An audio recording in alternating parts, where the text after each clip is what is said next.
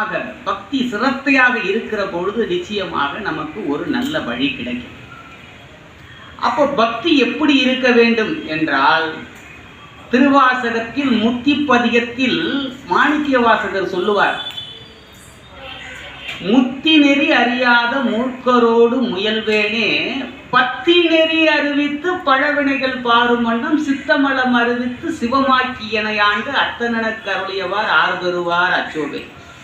அப்போ மாணிக்க வாசகரே தன்னை முன்னிட்டு கொண்டு என்ன சொல்கிறார் என்றால், பெருமான் அவருக்கு பத்தி நெறிதான் அறிவித்தாராம்.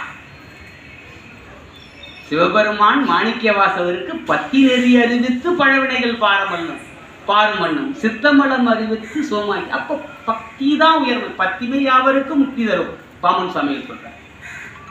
அப்ப பெருமான் மாணிக்க வாசத்துக்கு எந்த நெறியை அறிவித்தாராம்? பக்தி நெறியை அறிவித்தார். அதுபோல சக்கரையம்மாவும் அந்த பக்தி நெறியிலிருந்து தன்னுடைய மேல்நிலை அடைந்து சக்கரையம்மாள் ஒரு பெரும் சித்தர். இங்கே நாம் பேசுகின்ற முதல் நாள் குறிப்பிட பொழுது அம்மா சொன்னார்கள், நீங்கள் சித்தர்களை பற்றி பேசுகின்ற. அம்மாவும் சித்தர் தான். நேற்று 200வது பிறந்த தின விழா வள்ளலார் கொண்டாடினார்கள். அவரும் பெரிய சித்தர் தான். அவர் தன்னை மறைத்து கொண்டவர்.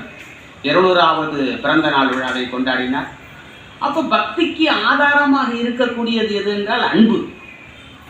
அன்பு உனக்கு ஆதாரமாக இருந்து விட்டால் ஜீவகாருண்யம் வந்துவிடும். அதற்கு வல்ல பெருமான் ஜீவகாருண்யத்தை குறிப்பிடுகிறார். ஜீவகாருண்யத்துடன் கூடிய உன்னதமான அன்புடன் கூடிய ஒருமையுடன் கூடிய பக்தி உனக்கு மோட்ச வீட்டை காட்டும்.